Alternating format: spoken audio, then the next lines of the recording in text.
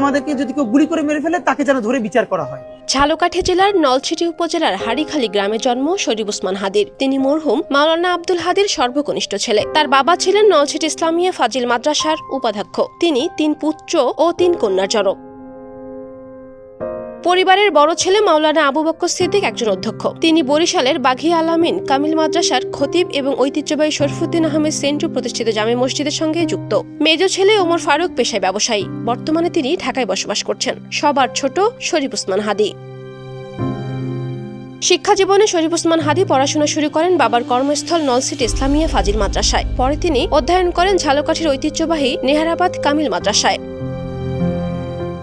ছোটবেলা থেকেই ওসমান হাদি মেধাবী, তুখোর বক্তা ও যুক্তিবাদী হিসেবে পরিচিত ছিলেন। পরবর্তীতে ঢাকা বিশ্ববিদ্যালয় থেকে অনার্স ও মাস্টার্স ডিগ্রি অর্জন করেন।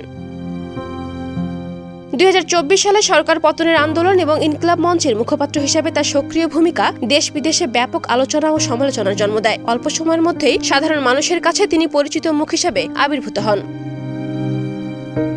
ব্যক্তিজীবনে শরীফ ওসমান হাদি বরিশালের রহমতপুরে বিবাহ বন্ধনে আবদ্ধ। তার একটি 1 বছর বয়সী পুত্র সন্তান রয়েছে। তিনি বসবাস করতেন রাজধানীর Rampura. Desk report, campus Times.